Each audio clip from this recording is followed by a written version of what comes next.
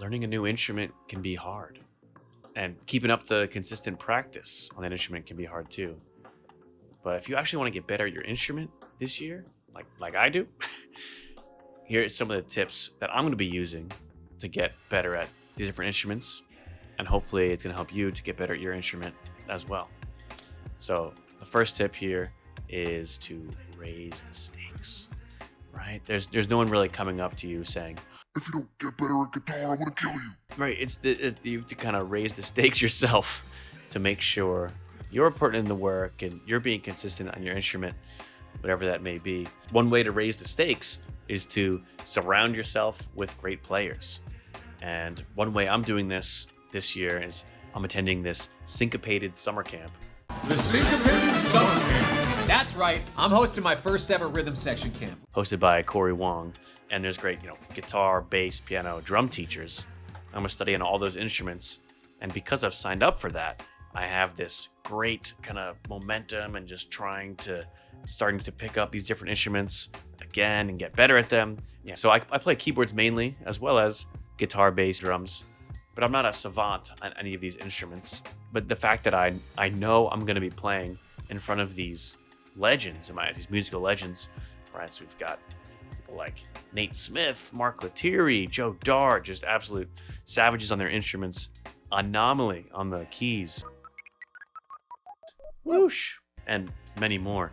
It's just something that really got me excited to, pick up my instrument again and really start playing more again, as opposed to just always being stuck in, this tweak, that tweak, and the other thing that's not necessarily playing the actual instrument. So that's raising the stakes. That's how I'm raising the stakes. And if you're saying to yourself, oh, that's a really expensive thing, I can't just fly here and there to kind of perform at these people's clinics. Well, that's all right if you can't do that. One way you can do it is, I've done it throughout these years, just join bands. It's like join a band where you're the worst person in the band. I love being the worst person in the band because that just being around all of them, it kind of inspires me to get better and get to a place where I belong in this group, because I've worked harder to kind of get closer to the level these guys are at. But for more of a beginner's level, kind of just getting started with your instrument, you can still surround yourself with great players by taking one-off lessons with some really great players. And it doesn't necessarily have to be an every week situation. Sometimes just popping into different teachers and getting different mindsets from them, getting different things to practice from them. I've done this thing. I've studied with phenomenal players, and when I'm about to go into the lesson room with these great players, whether it's in person or online, of course, once you do an online thing, your options really expand for who you can meet up with. And you might be surprised some of the extremely talented artists that are offering one-on-ones or offering some sort of lessons that you can kind of study with them. But by even just putting yourself in the room, just getting yourself in there to be able to study with them, you will push yourself. If you're self-aware, you're gonna be like, oh yeah, I want to be on my game. I want to ask good questions. I want to glean as much information from them as I can.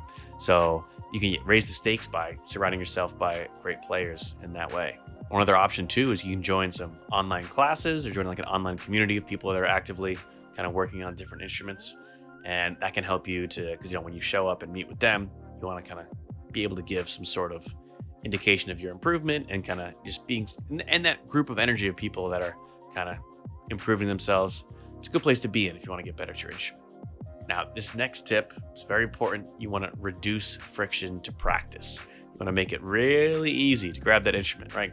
Grab that guitar, grab those drumsticks and bang away. So there's different ways you can do this. For your guitar, you can have it out on a stand, have it plugged in. You just grab it and just go to town, just really, really quickly. Have it, semi in tune and tune it as you need to, but keep things kind of ready to access. Drum set, you can have the drums ready to go, stool ready, kind of drumsticks, everything. And I even know some gigging musicians that drummers, and they will often just have their main setup in their car, and then at home they don't have a great practice system. So during the busy season when they're gigging the most, they just play their gigs and are never really practicing, never really improving to help them get themselves to the next level. So they're just kind of staying in this bubble, versus just having a practice set at home and then having your gigging set ready to go. And it doesn't have to be the most expensive thing, right? Just something to get you going, to kind of keep your chops up and keep improving yourself. And for the keyboard, man, that thing better be plugged in, better be have a stool right near it, doesn't have like a cover on it. And so many people say, oh yeah, I have this keyboard, it's just in the corner, and like I'm just not getting any practicing on it. And of course not, because there's things in the way. There's like a bookcase blocking it, there's a little shelf on it, there's a paper towel on it, there's pillows all over it. Yeah, so of course if it's obstructed and if it's like hard to get to, you're not gonna go through you're not gonna break through that resistance to go practice the instrument, especially if you're working on something a little more difficult. You're just be like, oh yeah, no, I'm just gonna keep scrolling. Right? So you think about it, these software engineers making it so easy and addictive for us to just kind of be scrolling and just kind of going through these apps endlessly. It's just, there's no friction to do it. Like you answer an email, you answer a text, and who's right there? It's your pal Instagram. You scroll up YouTube, you just go through Gmail, whatever. You got your TikTok, you just kind of scroll forever. You kind of get lost in there. But what if this year you try to replace some of that mindless scrolling with some mindful practicing? Just getting in the habit of playing the instrument. And maybe you can find a way to get these in between moments when you luckily are near an instrument.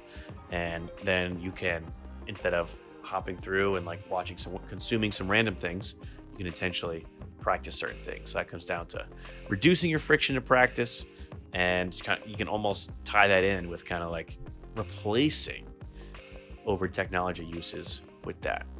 And then the confusing part here is that tip number 3 is to leverage technology. And we've come a long way since the metronome, so there's countless apps that can kind of help you practice. But one way I'm able to leverage technology to practice and still be focused is that my notifications are locked. Like, I don't get notifications for a text, email. Like, the only things that come through is a call and a turn left here. Like, that's the only things that can really come through, because I do use the phone as a great tool for practicing.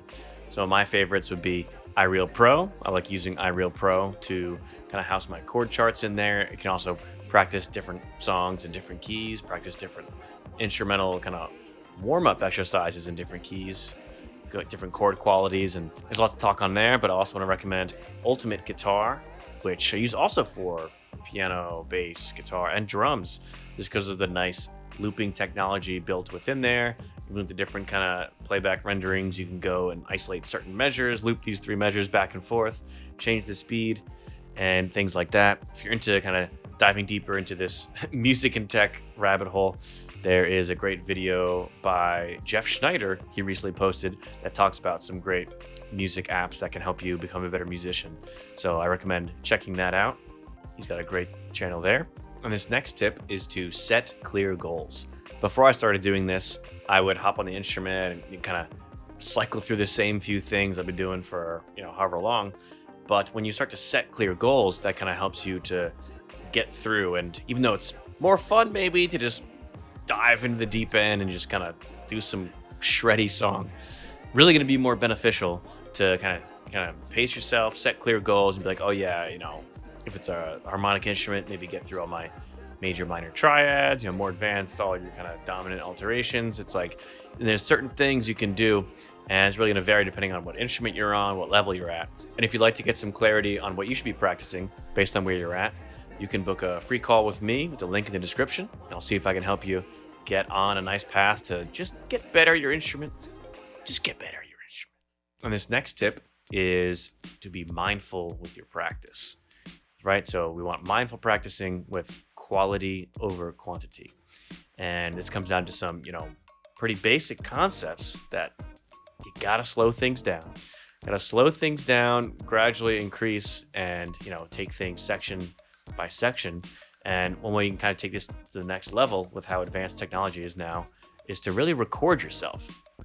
And most people have a ability to film themselves, record themselves, with a phone or a simple device, and that's gonna be helpful. It's like the evolution of a practice log or a practice journal, because now not only are you seeing, oh yeah, I'm at measure 12, left hand only, 130 BPM, You're seeing what it sounds like. You're hearing what it sounds like. You can see how your arm is moving. Maybe your arm's been hurting. You can kind of look back at the footage and see where you're at. So that can be a really helpful way to kind of see where you're at. And, if you haven't practiced since Thursday and it's Monday, you're like, wait, what was I working on? Boom, cut to the footage. There it is right there. You kind of see where you were and how you were looking when you were doing it. So that kind of being mindful about your practice and then getting ready for the recording is going to be helpful, because forcing yourself to do those recordings, it's almost like putting yourself into a mini performance mode, right? Because you're performing for the camera. So that gives you that extra edge, and that gives you that extra, almost similar, back to point one, full circle, raise the stakes, right? You're almost another way of raising the stakes by throwing that camera on, or even just the audio recorder on.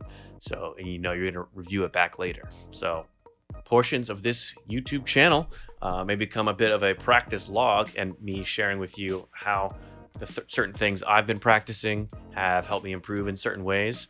So if you're interested to hear more about, how to practice, get better at your instrument, combine music and tech, please subscribe to the video, and I hope to see you in a future one. And if you're still unsure about where to practice or where to get started, feel free to book a free call below, and I hope to see you around. Take care.